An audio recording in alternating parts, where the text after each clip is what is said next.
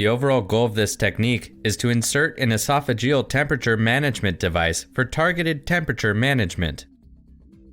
This method provides an innovative technique for cooling and warming patients using a device that controls patient temperature directly through the esophagus. The main advantages of this device are that it is easy to use, cost-effective, safe, and can be placed by most providers in the operating room, emergency department, or intensive care unit.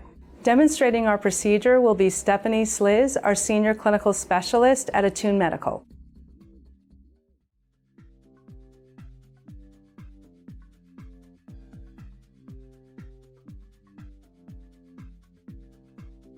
Before beginning the procedure, obtain all of the necessary equipment, including a circumferential bite block, water-based lubrication packets, the appropriate heat exchange unit, the esophageal temperature management device, and securement devices.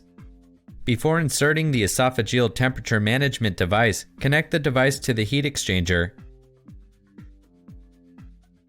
and turn the unit on. Set the patient target temperature according to the hospital protocol, and place the heat exchanger in automatic mode. Confirm that water is flowing through the esophageal temperature management device and that there are no leaks. To measure the appropriate insertion depth for the esophageal temperature management device, extend the device from the patient's lips to the earlobe and from the earlobe to the tip of the xiphoid process. Mark the insertion depth on the device and generously lubricate the device approximately 15 centimeters from the distal end with water-soluble lubricant.